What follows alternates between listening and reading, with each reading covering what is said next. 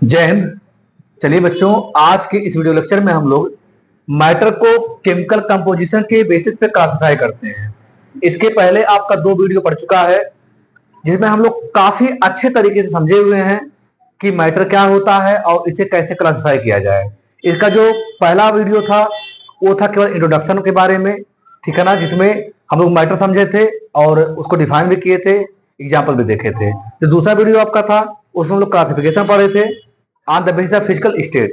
तो अगर उन दोनों को आप नहीं देखे हैं तो पहले उन्हें जाके आप देख लें, जिससे यह आपको और अच्छे से समझ में आएगा, ठीक है ना।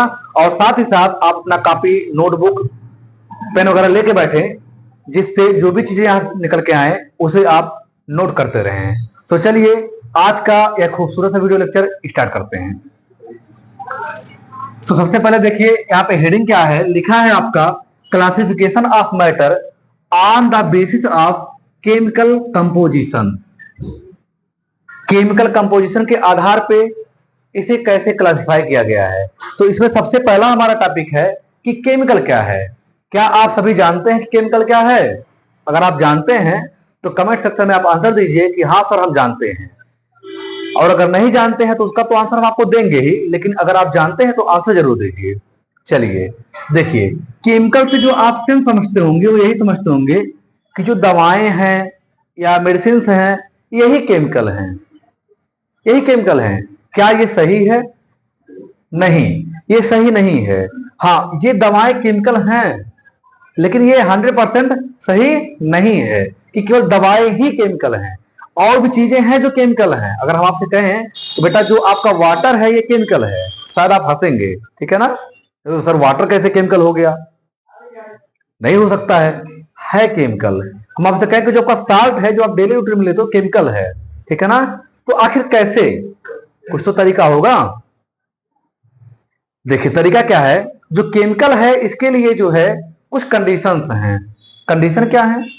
जिस प्रकार से मैटर के लिए कंडीशन था कि मैटर वही होगा जो 2 कंडीशन को फॉलो करेगा, जो मास कैरी करता है और जो स्पेस ऑक्युपाई करता है, वही क्या होता है? वही होता है आपका मैटर। ठीक इसी प्रकार से कोई भी मटेरियल तभी केमिकल होगा जब वह कम से कम इन 2 कंडीशन को फॉलो करेगा। कंडीशन क्या है? कंडीशन यही है कि एनी मटेरियल, ठीक है ना, एनी मटेरियल, ठीक है ना, will said to be chemical, said to be chemical when it follow, ठीक है ना, following 2 conditions, following 2 conditions।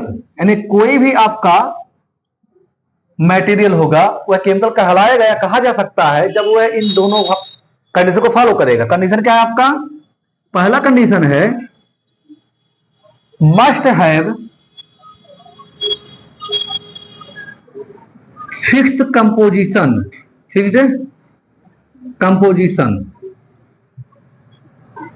Of composition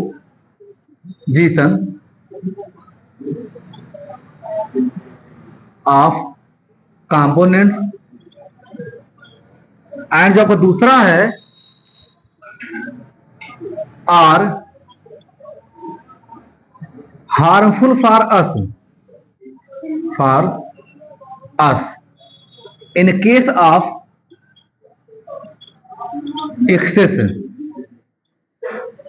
are deficient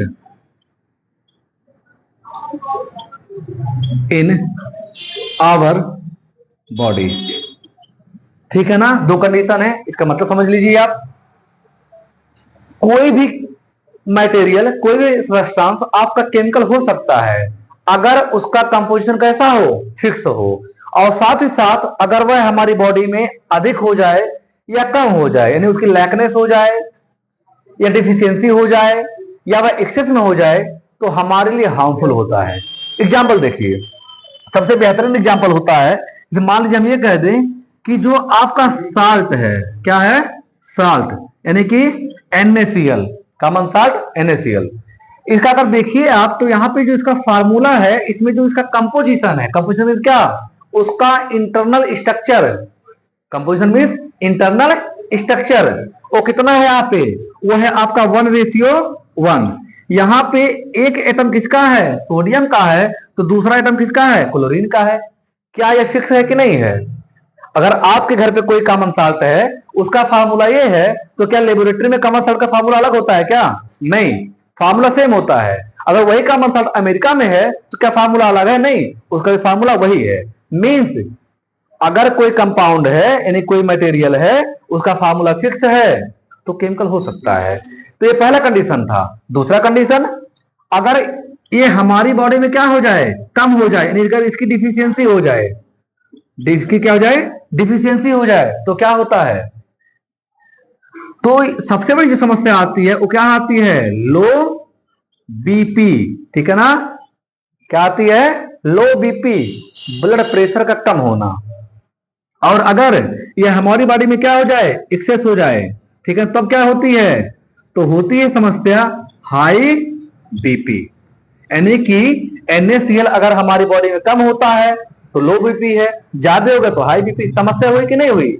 हो गई, समस्या हो गई, प्रॉब्लम हो गई।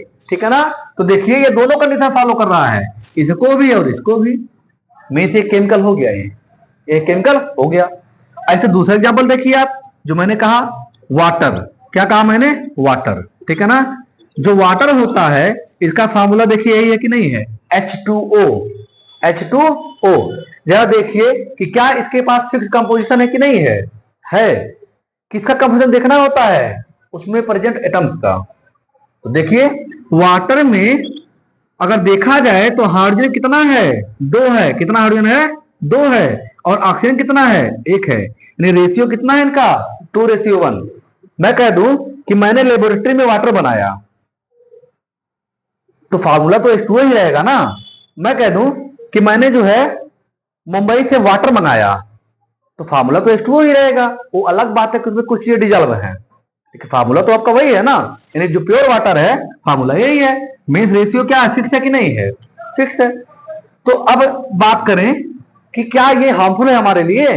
भाई कहते हैं जल ही जीवन है, भाई जल मृत्यु भी है। ठीक है ना, सुन लो आज, जल मृत्यु भी है, जीवन तो है लेकिन मृत्यु भी है। कैसे, देखिए देखिए अगर ये जो आपका वाटर है ये बॉडी में ज्यादा हो जाए, एक्सेस हो जाए, तब क्या होगा, हमारी लिए समस्या हो जाएगी। जैसे अभी आपका जो टाइम है किसका है, सर्दियों का है। सर्दियों में आप क्या करिए, ऐसे जैसे गर्मी में रहते हैं ना, बनियान पहन के घूमते हैं, ऐसे घूम के देखिए जरा आप स्वेटर मत पहनिए, टोपी मत लगाइए, देखिए क्या होगा। या जैसे गर्मियों में आप जो है रात में ऐसे ही सो जाते हैं छत पर, ठीक है ना, ऐसे अगर आप ठंडी में सो जाएंगे तो क्या होगा, सुबह सुबह जब सुबह सो के उठेंगे तो फिर आग छी, ठीक है ना, यानी आपको सर्दी हो गया। क्या हो गया, सर्दी। क्या होता है सर्दी भाई, सर्दी क्या है, सर्दी मीन्स क्या है कि जब आप ऐसे ही ओपनली रहते हो, ठीक है ना, ठंडी के दिनों में, तो वाटर मॉलिक्यूल आपके स्मॉल होल्स जो यहाँ पे रोम छिद्र होते हैं उसके थ्रू क्या कर जाते हैं, अंदर चले जाते हैं। ठीक है, क्या होते हैं, अंदर चले जाते हैं, जिससे वाटर आपकी बॉडी में एक्सेस हो जाता है, जिसे आप नाम देते हो क्या, हाइड्रेशन। क्या नाम देते हो, हाइड्रेशन। ठीक है ना, आप कह सकते हो एक्सेस ऑफ वाटर। क्या लिख सकते हो, एक्सेस ऑफ वाटर। जब इसका एक्सेस हो गया वाटर का बॉडी में तो क्या हो गया, हाइड्रेशन, जिसे आप सर्दी कहते हो। ध्यान रखिएगा, सर्दी और जुकाम अलग अलग चीजें हैं यहाँ पे। ठीक है ना, जुकाम तो गर्मी में भी हो जाता है, और जो सर्दी वाला जुकाम है तो ठंडक भी लगती है इसमें। ठीक है ना, और उस वाले जुकाम में ठंडक वगैरह बहुत ही कम चांस है। तो ये है आपका हाइड्रेशन। ठीक है, कब हुआ, जब वाटर अधिक हो गया बॉडी में। कब होता है ये चीजें, अक्सर ठंडी में होती है। दूसरा, गर्मी के दिनों में आप ऐसे निकलिए धूप में, जब खूब धूप होता है, वही अप्रैल मई का जो महीना है, क्या होगा, आपको लू लग जाती है। क्या होती है, लू लग जाती है, चक्कर आने लगता है, डॉक्टर कहता है ग्लूकोन डी पीजिए। ठीक है ना, क्यों आखिर ऐसा होता है, ऐसा क्यों होता है, क्योंकि उस समय आपकी बॉडी में से आपकी इस होल्स द्वारा, जो नॉर्मल होल्स है रोम छिद्र फेस में, हाथ में वगैरह वगैरह, ठीक है ना, यहां से वाटर निकल जाता है, इवेपोरेट हो जाता है। ठीक है ना, और आपको स्वेट भी तो होता है, पसीना भी तो होता है, पसीने के रूप में वाटर बाहर निकल जाता है, तो वाटर की हो जाती है कमी। क्या हो जाती है, कमी, डिफिशियंसी। तो उस समय जो होता है उसे क्या कहते हैं, लू लगना, यानी कि डिहाइड्रेशन। क्या कहते हैं, डिहाइड्रेशन। ठीक है ना, ये कब हुआ, डिफिशियंसी में हुआ। कब हुआ, डिफिशियंसी में हुआ। मीन्स अगर एक्सेस हुआ तो समस्या, ठीक है ना, कम हुआ डिफिशियंसी हुई तो प्रॉब्लम। दोनों में प्रॉब्लम आ रही कि नहीं आ रही है, यानी इससे क्या हो रहा है, हमारे लिए हार्मफुल है कि नहीं है। तो ये क्या है, केमिकल है। ये क्या है, केमिकल है। वाटर भी एक केमिकल है, ध्यान रखिएगा, ठीक है ना। दूसरा जो मैंने एक वर्ड कहा कि भाई इससे मृत्यु भी हो सकती है, बिल्कुल हो सकती है। अगर डिफिशियंसी लगातार वाटर की कमी होती जाए तो हो जाएगी। इंसान खाने के बिना रह सकता है, भोजन के बिना वो रह सकता है, पानी के बिना नहीं रह सकता, ठीक है ना, ध्यान रखिएगा। अच्छा, एक क्वेश्चन है मेरा आपसे। क्वेश्चन ये है कि ठंडियों में आप पानी बहुत कम पीते हैं, ठीक है ना, लेकिन टॉयलेट बार बार जाना पड़ता है। गर्मियों में पानी पीते हैं, जाते समझ में आता है। ठंडियों में पानी पीते कम है, जाते ज्यादा है।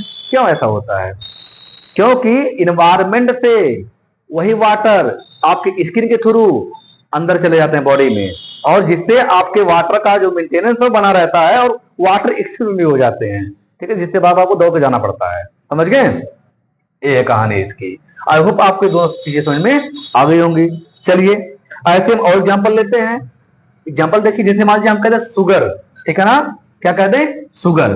फार्मूला क्या होता है सुगर का, क्या होता है, C12H22O11। ये शुगर का आपका फार्मूला है, इसे हिंदी में आप चीनी कहते हो। अगर देखा जाए तो यहां इसका रेशियो फिक्स है कि नहीं है, देखिए रेशियो, कार्बन कितना है 12 है, हाइड्रोजन कितना है 22 है, ऑक्सीजन कितना है 11 है कि नहीं है। तो अगर इसका रेशियो फिक्स है, मतलब ये पहला कंडीशन क्या कर रहा है, फॉलो कर रहा है कि नहीं कर रहा है, फॉलो कर रहा है। दूसरा कंडीशन देखिए, अगर ये हमारी बॉडी में ज्यादा हो जाता है तो क्या होता है, हाई शुगर, कम है तो लो शुगर। दोनों कंडीशन में क्या है, हार्मफुल है। मीन्स ये सभी क्या है, केमिकल्स हैं। मीन्स ऐसे कोई भी मटेरियल जिसका कंपोजिशन फिक्स होगा एवं जिसकी एक्सेस या डिफिशियंसी हमारे लिए हार्मफुल होगी, उसे क्या कहेंगे, केमिकल कहेंगे, ठीक है ना। दैट मीन्स जितने भी एलिमेंट हैं या कंपाउंड हैं, दोनों क्या हैं, केमिकल हैं। सो स्टार लगा के आप लिख दीजिए, क्या लिखेंगे, ऑल एलिमेंट्स एंड कंपाउंड, ठीक है ना, आर क्या है, केमिकल। ये क्या है, केमिकल। एलिमेंट केमिकल कैसे हो गया, जो एलिमेंट है वो 100% प्योर होता है, उसमें एक ही टाइप का पार्टिकल पाया जाता है और वो 100% होता है, इसलिए क्या है, कंपोजिशन फिक्स है। और कम ज्यादा होगा तो भी समस्या उसके लिए। जैसे आयरन है, अगर बॉडी में कम हो जाए तो पहले क्या होगा, सीधे हीमोग्लोबिन का लेवल घट जाएगा, और ज्यादा हो जाए तब ये प्रॉब्लम है। और आयरन अपने आप में क्या है, 100% प्योर है, ठीक है ना, ऐसे। तो इस प्रकार से यहां हमने समझा कि केमिकल क्या है। और जो रहा आपका कंपोजिशन, कंपोजिशन मीन्स क्या होता है, इंटरनल स्ट्रक्चर। क्या होता है, इंटरनल स्ट्रक्चर। समझ में आ गया, यानी आंतरिक बनावट, यानी ऐसे मटेरियल, ठीक है ना, जिसका आंतरिक बनावट क्या रहे, फिक्स रहे, तो उसे हम क्या बोलते हैं, फिक्स कंपोजिशन। क्या बोलते हैं, फिक्स कंपोजिशन, ठीक है ना। तो अब इसके बेसिस पे मैटर को क्लासिफाई किया गया है, तो इसे आप नोट कर लीजिए।